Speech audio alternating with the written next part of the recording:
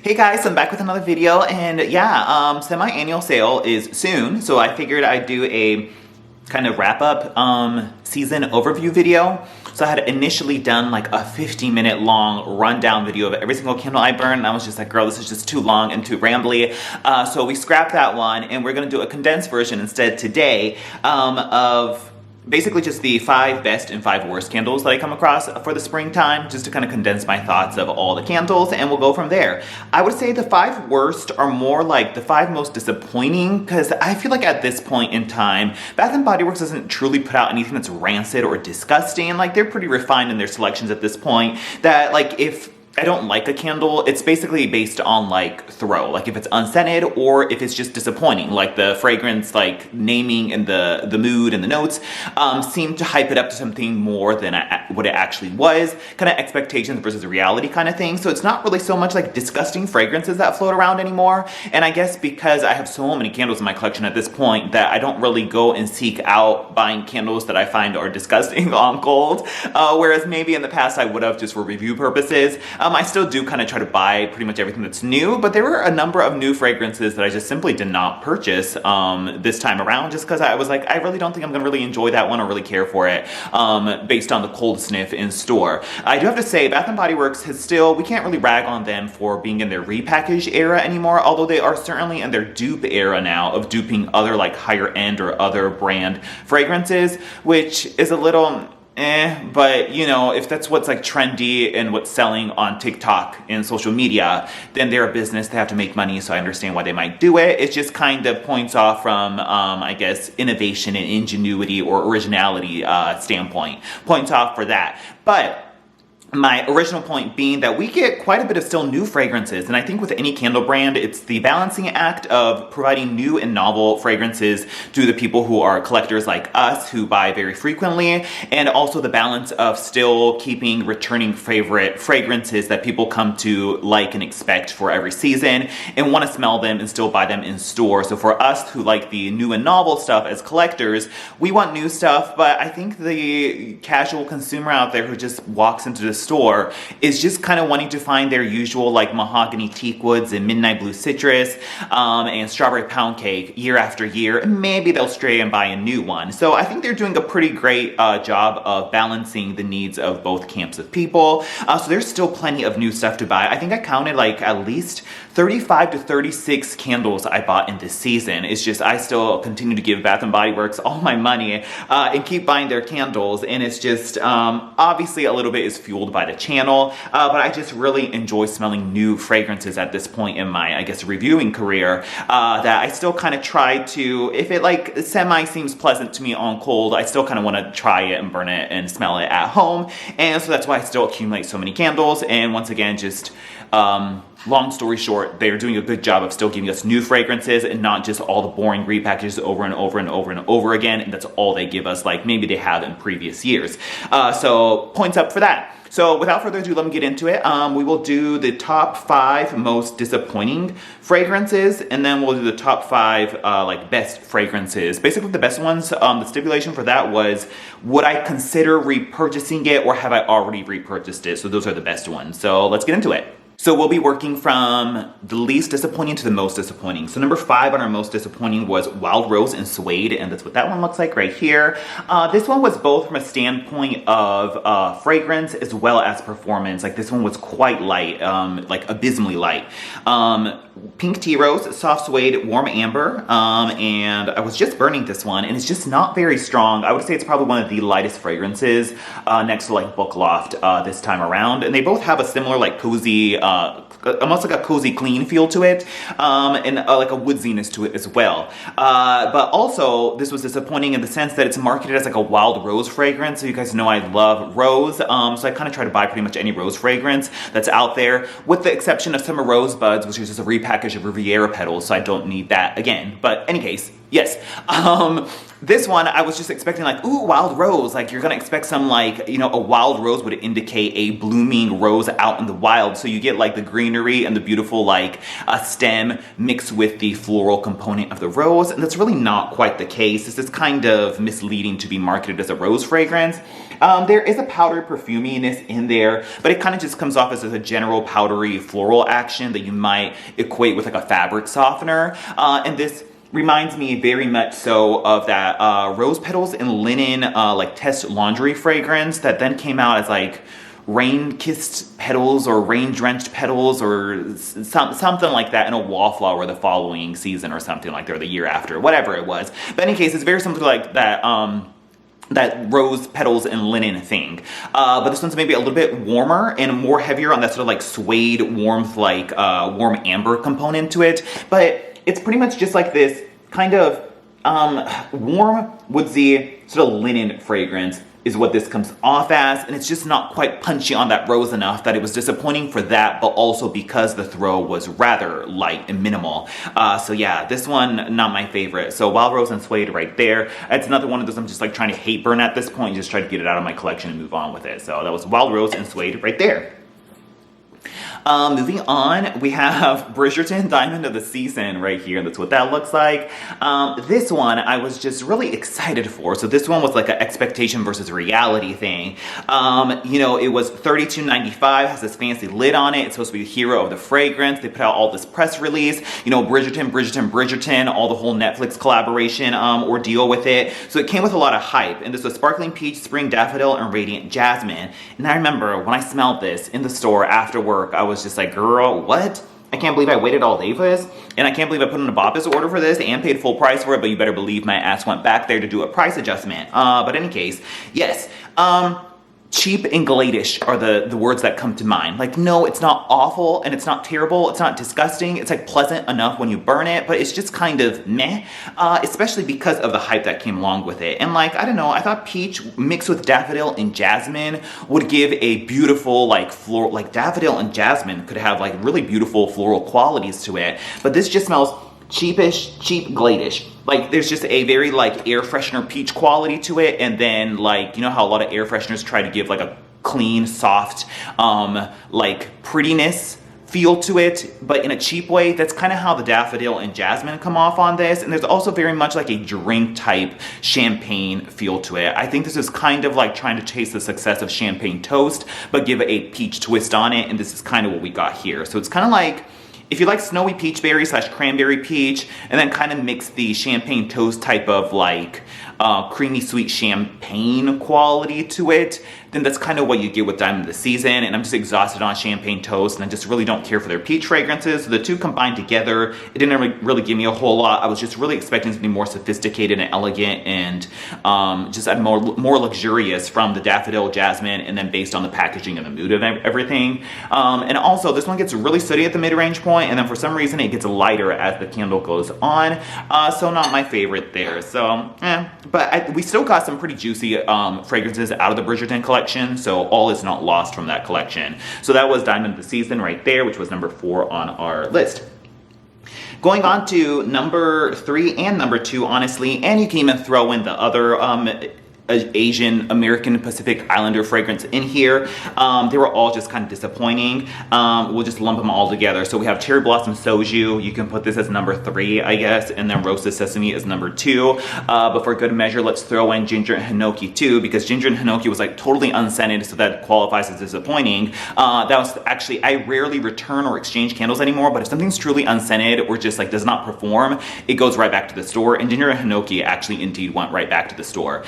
So you can put that in here too. So what was annoying about these, and you already know with the Cherry Blossom Soju and the Roasted Sesame, is that they're kind of like deceptive repackages. Actually not kind of, they very much are indeed deceptive repackages.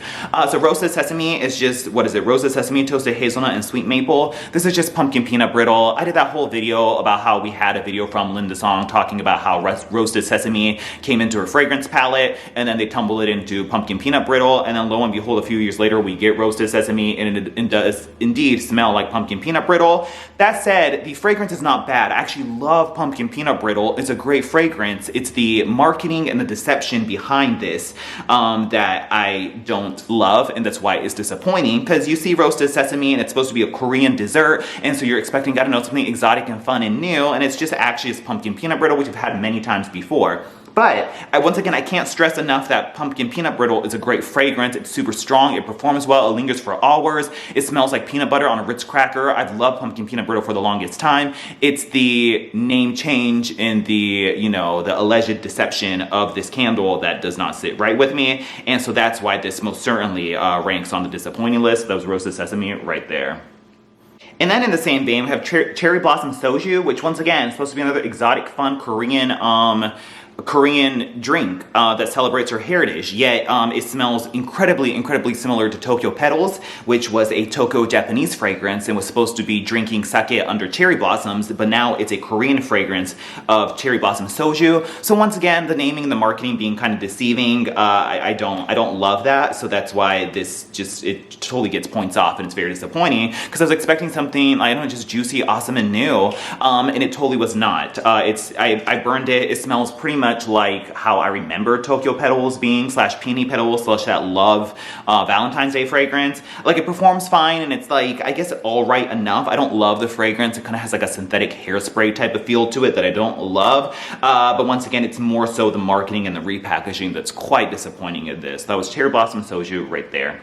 And then Ginger and Hinoki, once again. The fragrance, I can't even really tell you what it smells like because it was just so unsettling when it was burning. Throw that in there too. So that was basically 3 and 2, and Ginger and Hinoki if you want to shove that in there. And lastly, number 1, the most disappointing, and this one's so disappointing because I love the fragrance. The fragrance is absolutely gorgeous, but the performance on it was just so incredibly light and minimal. Oh my god, it breaks my heart because the packaging is snatched, the lid color is snatched. I love it. Happy Easter Daffodil Daydreams. This really kills me because I love this fragrance. It smells beautiful and divine. The packaging and the mood and everything on it is really cool. Whipped marshmallow, pastel clouds, and sweet daffodil. It's like nearly unscented. It's so light. I can barely smell it anytime I'm burning it. I go nose blind to it even in a smaller bedroom. I just simply can't get much satisfaction out of it. This is incredibly similar to Boardwalk Marshmallow Clouds, which I friggin' love that body care fragrance. Oh my god, I still have the mist of it, and I had that like whack-ass shower jelly thing that was just absolutely useless, but I still have the mist, and the mist is very strong. And I tried the Daffodil Daydreams mist in store, and it didn't seem to match up exactly to Boardwalk Marshmallow Clouds, which I still have that mist, but the candle of this plus the spray of Boardwalk Marshmallow Clouds, they are incredibly similar, and I've always wanted that candle, that fragrance in candle form. So I was so happy to see this, but it's just so incredibly light. But the fragrance itself is beautiful, divine. It's like this, like floral marshmallow fragrance. You get this creamy, awesome, like ooey gooey marshmallow texture to it, mixed with a beautiful floral in there.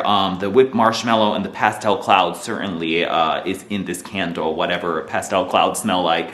But the sweet daffodil and the Daffodil Daydreams naming is a little misleading, because when you think of daffodil, you're going to think of like dewy, fresh spring florals. Like bulb florals tend to have that sort of like urine-y quality to it. There's nothing really dewy or fresh or spring-like in a daffodil kind of manner. It's just like pretty much like a Boardwalk Marshmallow Clouds, like marshmallow body care fragrance, and I friggin' love it. But the throw on it was so disappointing. If this was even like a 4, 5, 6, I would have most certainly maybe bought another one because I just really enjoy it. It's too bad. I'll have to burn this one again and see if maybe it has improved somehow over time because of that whole like curing theory that's out there. So we'll see. Happy Easter Daffodil Daydreams, number 1 disappointing for sure. Such a heartbreaker on that one. So those were the most disappointing, and then let me go into the favorite ones. Oh my god, let's see. Let me take a moment to rank these. Okay, top 5 favorites. So these candles, once again, the stipulation is like if I came across another one, I would consider repurchasing it. Not that I would repurchase, because I'm very selective about repurchases these days, or I have already repurchased them, which the top 2 I have indeed already repurchased them.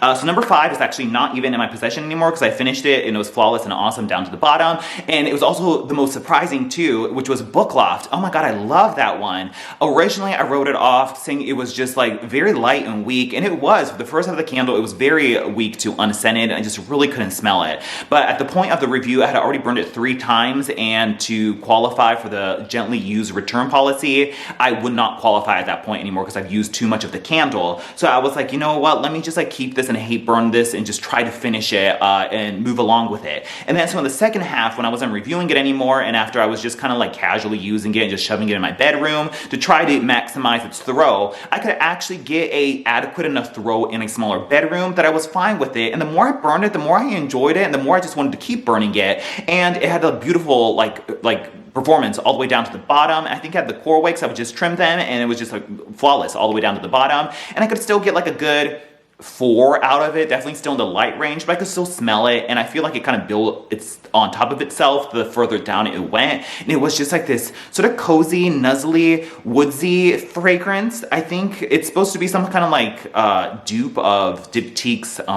paper fragrance or something like that, which also is supposed to be similar to the Musk body care that's out at Bath & Body Works right now as well. But there was just something like just very like cozy but woodsy and clean and slightly floral about it, but also kind of spa-like at the same time. And it was just like this weird, like sophisticated blend that I couldn't quite pinpoint or put into words, but whatever it was just nice and awesome and just like great as like a wine down fragrance at night in my bedroom. So I really enjoyed that one. I haven't seen that one in the longest time, but that is one I would consider repurchasing for SAS. So yes, moving on, number 4. It's Coconut Pina Colada right here. I actually really enjoy this one. It was kind of like basic, and I was just like, you know what, do I really need this? But it has a new name, and it's supposed to be new, so let me just try and see how it does. On cold, I feared it was going to be too similar to your Tropical Island Colada, you know, your just generic Pina Colada fragrances that are so dime a dozen. And so this one read coconut milk, blended pineapple, and splash of rum. It has done fine for the most part. It does get kind of sooty, especially in the mid-range and down point, but the throw was great on it, and it's just a beautiful, awesome execution of pina colada. And kind of when I think of pina colada in like summertime and like, you know, fun beachy moments, you would imagine this fragrance to be like in that scene, and it was a great execution of it. There was like an extra hint of this like toasted coconut up top that I really enjoyed, mixed with that sort of like the appropriate amount of creaminess from the pina colada, so you get the coconut and the pineapple in there, mixed with that like milky coconut milk fragrance in there.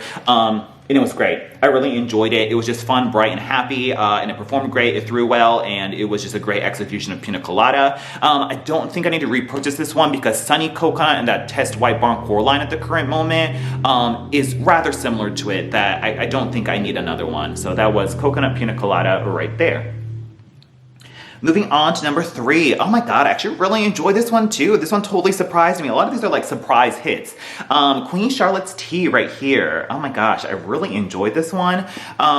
Rich bergamot, bold citrus, and black tea leaves. I also had the pocket back of this for my trip that I went on recently, and I loved it during that whole time too. And it's just great as a pocket back and as a candle as well. That's what it looks like right there. Medium plus, had no issue smelling it. Yeah, I love it. At first, I was a little disappointed that this wasn't your obvious sweet tea type of fragrance, and if you're like gourmand, like think of London Calling Tea and Lemon or Sweet Tea and Lemonade that's out right now as well. It wasn't quite that, but when I got past that, there was a like nice zen spa, like sophistication to it that I really enjoyed, and it's beautiful. It's like it takes like the tea concept, but puts it in a more abstract, like sophisticated way that you might expect from like a luxury candle, and you definitely get like that sort of tea leaf herbal quality to it. There's a little bit like a citrus zest in there too to evoke, you know, sort of the citrus like tea, like the lemon tea type of feel that you get in there that I really enjoy. But there's also like a sweetness that's coming from like, imagine like if you were to put like honey, you know, like they put honey inside of tea, it kind of has that sweetness in there as well. And so it's like clean and spa, but floral at the same time, but then it's just a hint of a sweetness in there, and it's just like this most relaxing, beautiful, like sophisticated fragrance. Yeah, I really enjoyed it. It was just like this just awesome like tea conceptual fragrance. So it's Queen Charlotte's Tea right there. Moving on, these pretty much can be tied. I loved both equally, but we'll go with number 2 as Main Street Bakery right here. Oh my god, wow, love this one. I just couldn't get enough of it. I've purchased 3 of these already, finished the first one. It was great, but kind of light, but then people were saying they had batches that were really strong, so I had intentionally went into the store when I had to go repurchase it to look for a different batch, and this batch does seem stronger. It says M8EC is what it ends with.